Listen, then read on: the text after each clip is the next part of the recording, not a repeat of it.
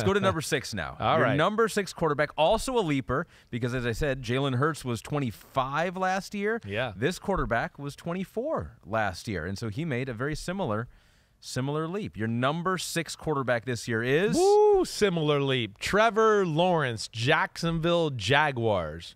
And like, hey, with Jalen Hurts early in the year, I was going, oh, well, he's going to make a leap. Trevor Lawrence in like week 3 or 4, I was going, uh-oh, I don't know if this is going to work. Maybe he's just not going to turn the corner and look like the number 1 pick ever. And then, I don't know, week 7 or 8, it all changed. It was really after the Bronco game, right, in Europe when they played in London. They lost that game. From that point on, it's like you got a new Trevor Lawrence. And I think if I was going to have a headline on Trevor Lawrence, I'd start it with just a specimen who has it all. Yeah. And it's clicking. It's like it's here. And it's pretty remarkable, right? You know, again, like I've said a few times here, it's always, you know, you watch and okay, and I know we've got these 4 guys coming in today, and it's okay, well, yeah, Rodgers still throws it. No, yeah, Jalen Hurts, man, he's good deep balls and all that. And then you turn on Trevor Lawrence and you go, whoa, holy cow, Rodgers' arm was strong, but it ain't as strong as Trevor Lawrence's anymore. Trevor Lawrence his arm it went to another level this year. And I mean this with his control of his fastball. That's where it went to another level. You know, he's great size. He's a really good athlete. But the throwing's different stratosphere halfway through the year. Control the fastball like I told, like I'm telling you, and it's a game-changing arm.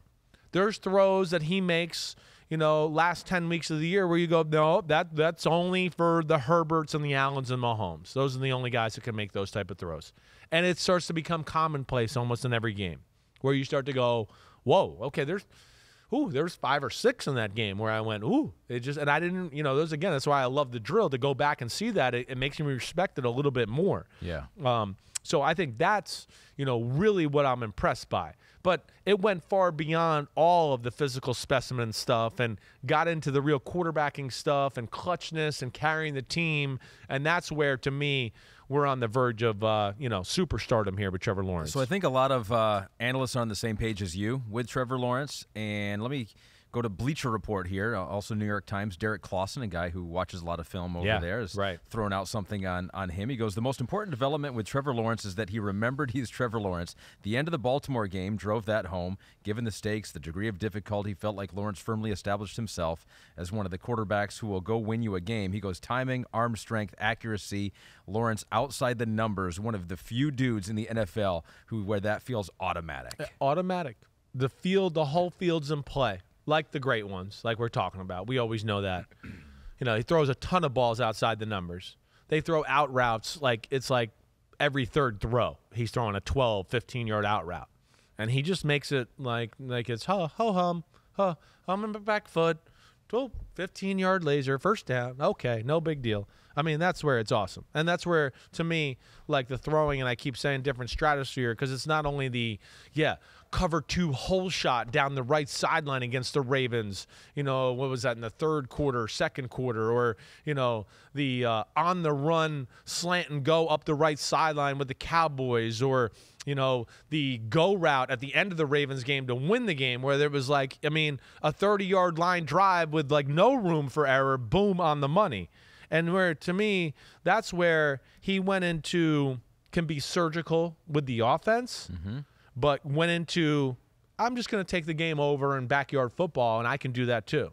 His movement is insane for his size, right?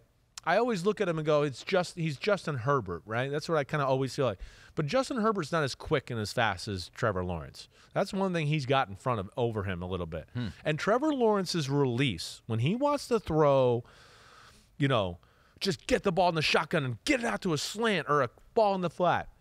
It rivals Rodgers and some of those guys in the quickness. He does not get the credit. And then he has what we've talked about. You know, I know we'll talk about with Herbert. Yeah, he's not here yet. Don't give it away. Don't give it away. Right. But Herbert, we talked about with Jared Goff a little, and we had one other one I feel like we talked about it with. But another guy where throwing over the line of scrimmage. I know, you know, you hear me say that, Daniel Jones. That was the other one I said. Way to go, Pete. Got in my ear there. Yeah, that is the other thing that you see. And I hold that in high regard too. But, he went from potential star and potential this to he entered the elite this year, in my opinion. What do you make of that 4-interception playoff game, though? Yeah, well. After things were rolling. Yeah. I mean, they did win the game. Yeah, won the game. First off, and I think that shows something in itself, too. Sure. I mean, it just shows you, 27-0. This guy, he doesn't blink. He doesn't care. They don't blink, whatever. And then there they are in Kansas City the next week, and Kansas City sweating it out to beat them. And if Christian Kirk catches a deep post on the 3-yard line, we might have been going, oh, my gosh, Jacksonville might upset Kansas City. But the 4-interception game, I actually talked to – this is a good question. I didn't even prepare it. Thank you. I talked to Doug Peterson. Every now and then you have one. Yeah. Doug Peterson, I asked him about a little bit of this at the Combine.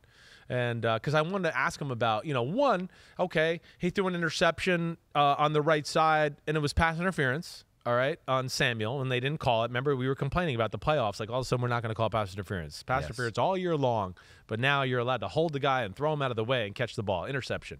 He had another one where the tight end screwed him over. He just didn't see the backside corner. Excuse me. There's a shallow cross. He just had a brain fart.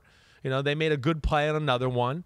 So I didn't look at it from the way he missed some throws. He tried to fit a few balls in there he shouldn't. And the other thing Doug told me is that the Chargers changed up their tendencies totally where. Their early part of their game plan was totally off. The Chargers came out and played them a totally different way. They do a good job with that. And they weren't expecting that. So it took a little bit of adjustment period. But again, the calmness and what he does in the second half, the audible, and then throw the deep ball down the middle. I believe that was to Zay Jones, right? All of that was special. And I think that's where we're seeing tip of the iceberg and somebody that's, on the cusp of being elite here. Yeah, and Doug Peterson thinks so too, as he told you at the Combine, and he said on the Rich Eisen show here recently, he goes, I think going into year 3, year 2 with us as a staff, I think the way he played the back half of the season is the way he needs to start this year. Yeah. There was a lot of confidence with him at the end of the year. That's the next phase. It's putting it all together. I feel like he's that guy, which he showed towards the end of the year. You can put the team on his back. And I think he's got a perfect coach. I mean, Doug Peterson's going to go down as if he can have a run here with the Jaguars, and who knows? I mean, this is a good enough team to make a run in the playoffs and definitely flirt with a championship one day. No doubt.